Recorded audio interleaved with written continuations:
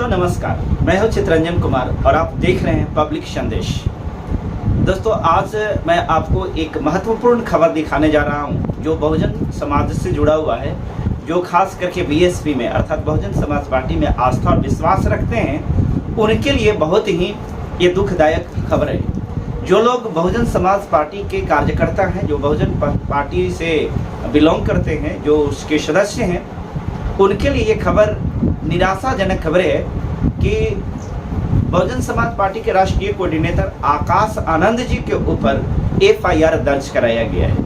ये एफआईआर दर्ज आचार संहिता के उल्लंघन के मामले में दर्ज कराया गया है। हालांकि जिस प्रकार से उन्होंने स्पीच दिया है, उस स्पीच में कहीं से भी आचार संहिता के उल्लंघन का कोई मामला नहीं बनता है, बशर्ते कि सरकार में कोई भी हो। सवाल इस बात का नहीं है कि सरकार किस प्रकार से कार्य कर रही है, सरकार की बात नहीं, बात इलेक्शन कमीशन की है। आपको मालूम है कि भाजपा सरकार में खास करके जो प्रधानमंत्री नरेंद्र मोदी है, उन्होंने हेट स्पीच के एक रिकॉर्ड को कायम किया है और भारत के इतिहास में सबसे बड़ा रिकॉर्ड ये है कि अभी तक प्रधानमंत्री के ऊपर किसी भी प्रकार का हेट स्पीच का मामला कभी भी नोटिस उसके पास में नहीं गया है। जबकि आपको मालूम होगा कि प्रधानमंत्री नरेंद्र मोदी जी के पास में हेट स्पीच के मामले में उनको पास में नोटिस गया है आचार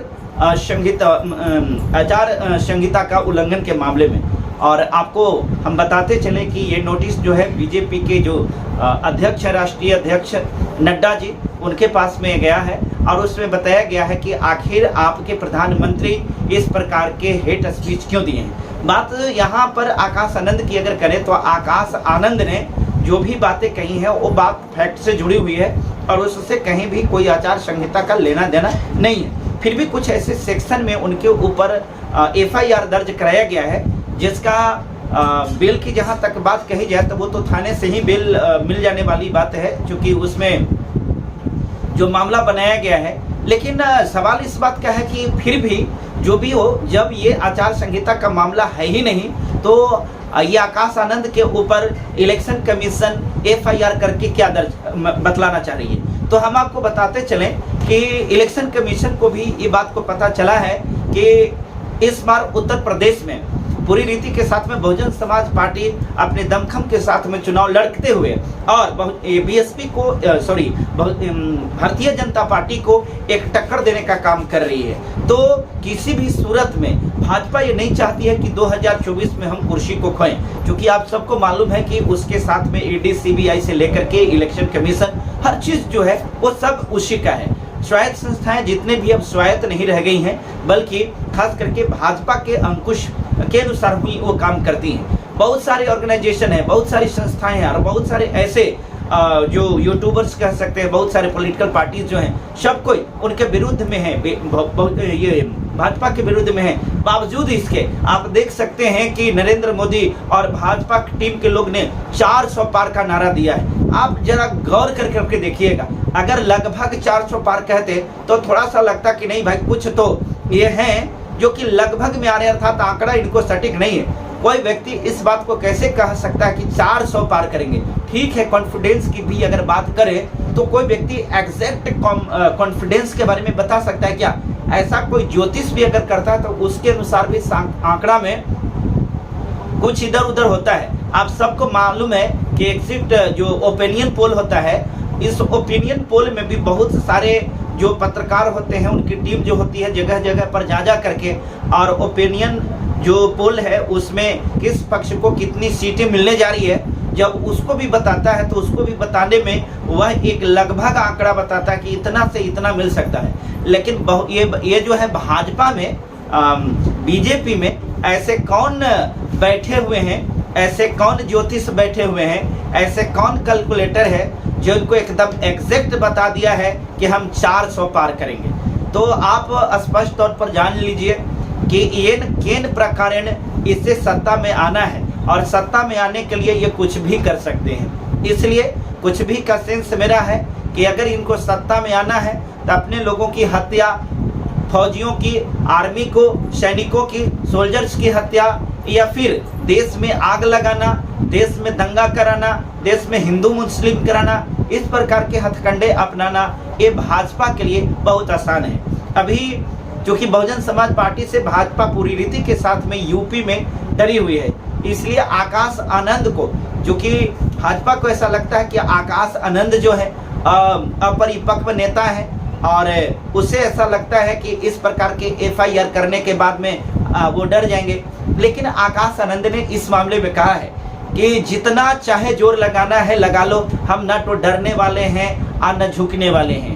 आकाश आनंद ने इस बात को कहा है कि सरफरोशी की तमन्ना अब हमारे दिल में है, देखना है जोर कितना बाजुए का दिल में है। और उन्होंने पूरी शिद्दत के साथ भाजपाइयों को चैलेंज किया है कि तेरे पास में ऐसी कोई हथियार नहीं, तेरे पास में ऐसी कोई संस्था नहीं जो का आकाश आनंद को डरा दे। आकाश आनंद के मतलब कोई साधारण चीज नहीं है। और इस प्रकार से जो आकाश आनंद के ऊपर जो एफआईआर दर्ज कराया गया है, तो उनके जो वकील हैं, उनके वकील ने भी इस बारे में बताया है कि पूरी तरह से हम इनके केस को देख रहे हैं और भाजपा को या इलेक्शन कमीशन को इतनी औकात नहीं है कि आकाश आनंद को एक नोटिस तक के भेज दे, एक नोटिस भी भेज करके दिखला दे, उसके बाद में उसकी औकात पता चल जाएगी। इस प्रकार से आकाश आनंद के वकील, और आप मालूम होगा कि सुप्रीम कोर्ट के एक बहुत ही वरिष्ठ एडवोकेट हैं मोहम्मद प्राचा जी, उन्होंने भी इस मामले को बड़ा गंभीरता से लिया है और लेकर के बताया है कि हम बहुजन समाज के लोग बैठे हुए नहीं रहेंगे, चुपचाप हाथ पर हाथ धरे बैठे नहीं रहेंगे, बल्कि इसका जवाब, इसका मुंहतोड़ जवाब दिया जाएगा। और अगर भाजपाइयों में, अगर इलेक्शन कमीशन में इतना अगर दम है तो सिर्फ एक नोटिस भेज करके आकाश आनंद को दिखा दे, उसके बाद में हम बताते हैं कि कैसे हम इलेक्शन कमीशन के ऊपर, प्रशासन के ऊपर और डीजीपी के ऊपर एफआईआर करके दिखाते हैं। इसलिए कि अगर इस प्रकार के एफआईआर हुआ है तो डीजीपी के आदेश के बगैर ऐसा नहीं हो सकता है। आप देख सकते हैं इस प्रकार के मनुवादी मानसिकता, इस प्रकार से भाजपाइयों की मानसिकता को देख सकते हैं। दोस्तों, आज पूरे देश में जो माहौल है, इसी प्रकार का माहौल बनता जा रहा है। डराओ और डरा करके और उसके वोट को इस प्रकार से ले लो। इंदौर की घटना आपको फिलहाल पता चला होगा, गुजरात का भी मालूम, आपको घटना मालूम हुआ होगा, जहां पर किस प्रकार से षड्यंत्र करके अन्य जितने भी नॉमिनेटेड कैंडिडेट थे, वो सब कैंडिडेट को डरा धमका करके और उनको नॉमिनेशन को कैंसिल करवा दिया गया, उनको नॉमिनेशन को वापस लेवा लिया गया।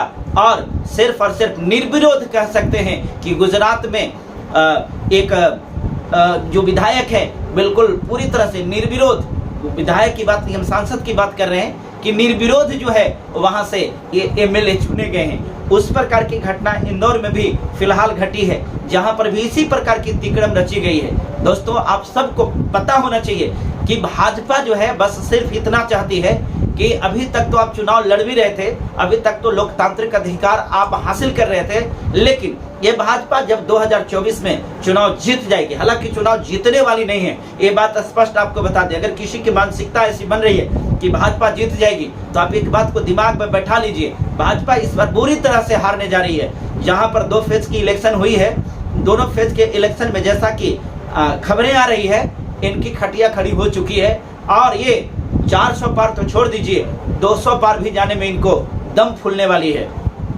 परंतु ये डर के मारे 400 पार चिल्ला रहे हैं। हम आप सभी लोगों से यही आग्रह करेंगे कि इन्हें हर हाल में 2024 में सत्ता में आने से आपको रोकना ही होगा।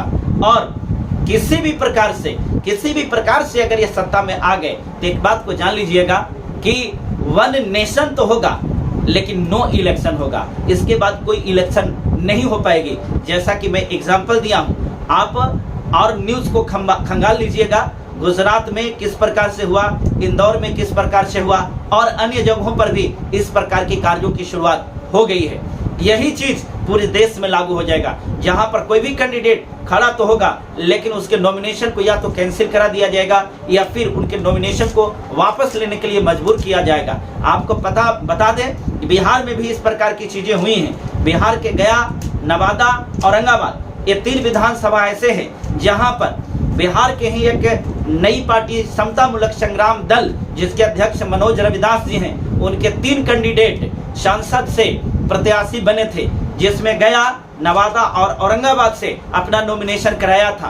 परंतु जब काउंसलिंग उसका हुआ, जिस समय स्क्रूटनी होना था, उस दिन सिर्फ 10 मिनट महज लेट आने की वजह से उनकी सदस्यता को कैंसिल कर दिया गया है। और इस प्रकार की षड्यंत्र पूरे देश में चल रही है। दोस्तों, आज तो ये इस प्रकार के कार्य को कर करके लोकतंत्र को बर्बाद कर रहे हैं, लेकिन जब लोकतंत्र पूरी तरह से ध्वस्त हो जाएगी तब फिर कुछ नहीं बचेगा। और खास करके जो लोकतंत्र के चौथा स्तंभ जो पत्रकारिता है, जो पत्रकार लोग हैं, जो गोदी मीडिया आज जो कर रही है, जो कि गोदी मीडिया उनकी मीडिया है, आज करोड़ों करोड़ों का फंडिंग उसके पास में होता है। चरण वंदन करने वाले पत्रकार जो हैं वो पत्रकार नहीं बल्कि अब चाटुकार रह गए हैं। सच बात बताइए तो आज के समय में ये जो सोशल मीडिया है यही आपका अपना मीडिया है। यही बात हमारे शंभू जी भी कहा करते हैं।